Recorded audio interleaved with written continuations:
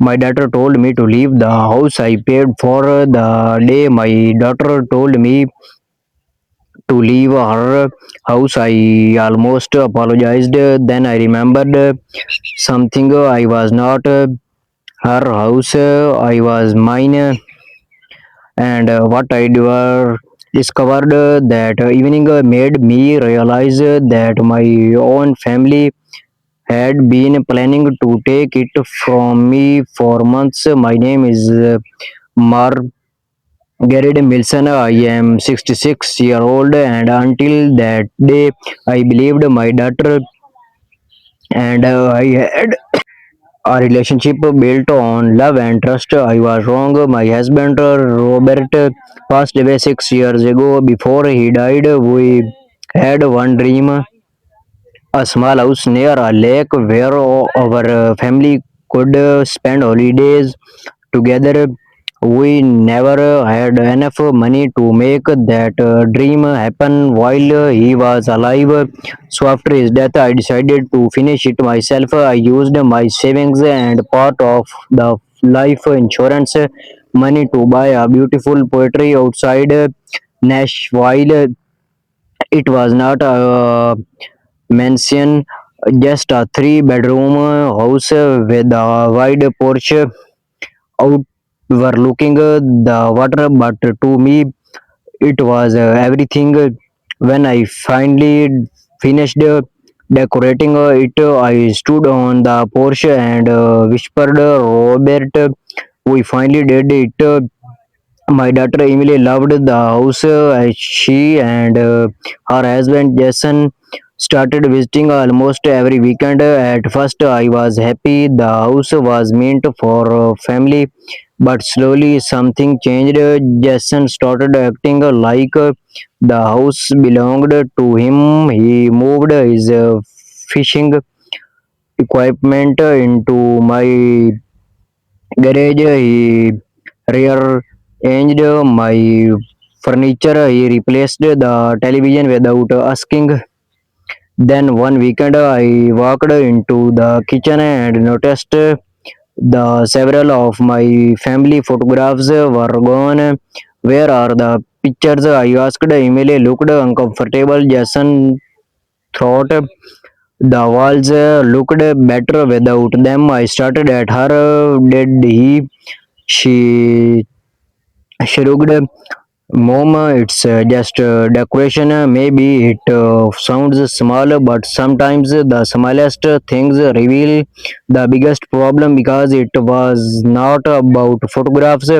It was about permissions, and nobody was asking for mine anymore. A few weeks later, Jason told me something even stranger. You don't really use to house that much, he said. I use it whenever I want. He smiled. I know I am just saying, Emily, and I could the care of it for you. I did not answer, but that night I could not sleep. Why was the talking about my house like I was some temporary guest? Then 3 weeks later, I received a letter from an attorney. I opened it at my kitchen table. The letter suggested that I transfer the house to Emily and Jason. They called it family estate planning. I read it twice. Then I called Emily. Did you know about this? She was silent. Mom, Jason thinks it would make things Easter.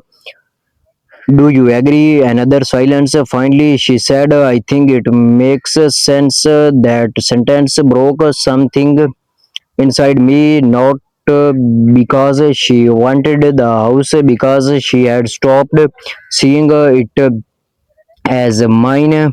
Still, I did not comfort them. I decided to visit the house the following Saturday. When I arrived, I reached into my purse for my key. I put it into the lock. I did not work. I tried again. Nothing. The lock had been changed. I stood there, starting at the door, Then I called Emily. My key does not work. She sighed. Oh, Jason changed the locks. Why? For security. I looked at house security for home. She did not answer, and honestly, I did not need her to. That was the moment I understood everything.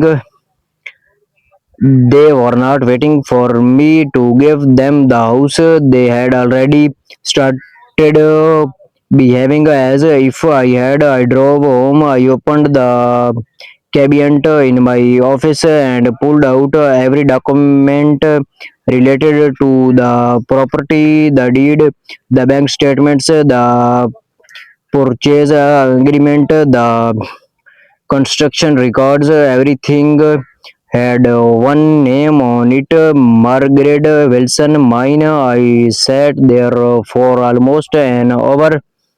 Then I called a real estate agent. Her name was Susan. She came to the house 2 days later.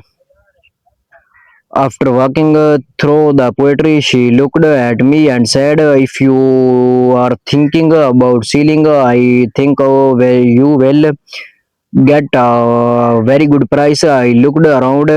For years. That house had represented my family. Now it represented something else, a boundary I should have protected much earlier. Put it on the market, I said.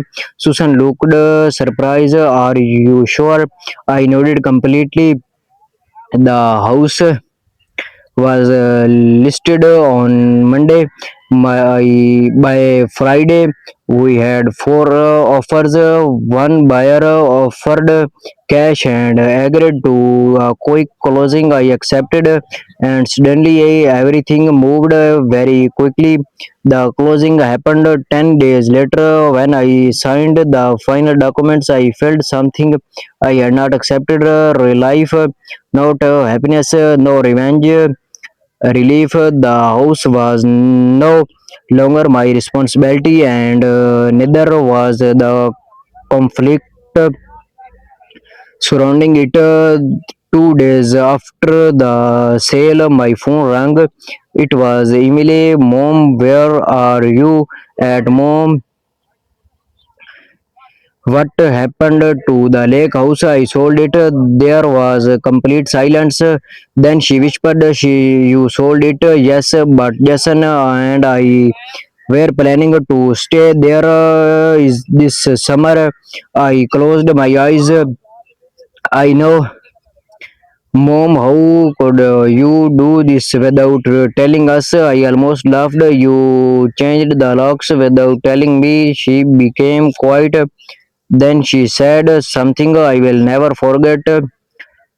We never throw you did actually sell it. I looked out my window. I know the call ended, but I was not over. A week later, Emily showed up at my house alone. She looked exhausted. We sat at the kitchen table for survival minutes. Neighbor for us spoke. Finally, he said, "Mom, I am sorry." I looked at her. For what? She started crying. For making you feel like you did not belong in your own home. That was the first time she had actually admired. She told me Jason had convinced her that the house would eventually become theirs anyway, and slowly she had started believing him. I listened quietly. Then I said, Emily, I probably would have left that house to you and your brother someday. She looked up. Then why did you sell it? Because an inheritance is something you receive. I passed it is not something you take. She lowered her head, and for the first time, I saw that she finally understood. We did not repair everything that day. Trust does not come back because someone says sorry, but we started again slowly, this time with boundaries. I eventually bought a similar home near town. It was not beside a lake, it was not the dream Robert and I had planned, but every morning I woke up peacefully and nobody had to give me permission to walk through my own front door. Looking back, I don't regret selling that house because sometimes losing a position teach you something more valuable. You can love your family without allowing them to take advantage of you. You can forgive someone without giving them unlimited access to your life, and you can say no without becoming a bad person. The lake house was gone, but I gained something I had almost forgotten: how to protect myself, my peace.